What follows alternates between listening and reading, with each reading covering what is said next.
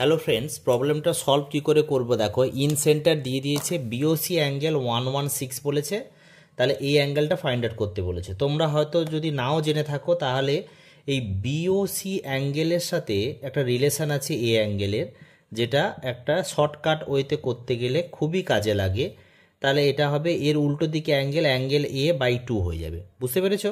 তাহলে একই রকম তোমাদের কোশ্চেন আসতে পারে, স্যার উল্টো দিকে অ্যাঙ্গেলটা তাহলে কি হতো? AOC যদি অ্যাঙ্গেলটা আমি লিখতাম AOC, তাহলে এটাও একই। হ্যাঁ, তোমরা ঠিকই ধরেছো, এর উল্টো দিকে অ্যাঙ্গেল হচ্ছে B/2। প্রবলেমটা এটা আমার, তাহলে এটার ভ্যালু 116, তাহলে 90 ডিগ্রি প্লাস অ্যাঙ্গেল A/2, তাহলে অ্যাঙ্গেল A/2 সমান হচ্ছে 116 মাইনাস 90 ডিগ্রি সমান 26 ডিগ্রি, তাহলে অ্যাঙ্গেল এ হবে 52 ডিগ্রি। এটাই হয়ে যাবে আমাদের রাইট অপশান।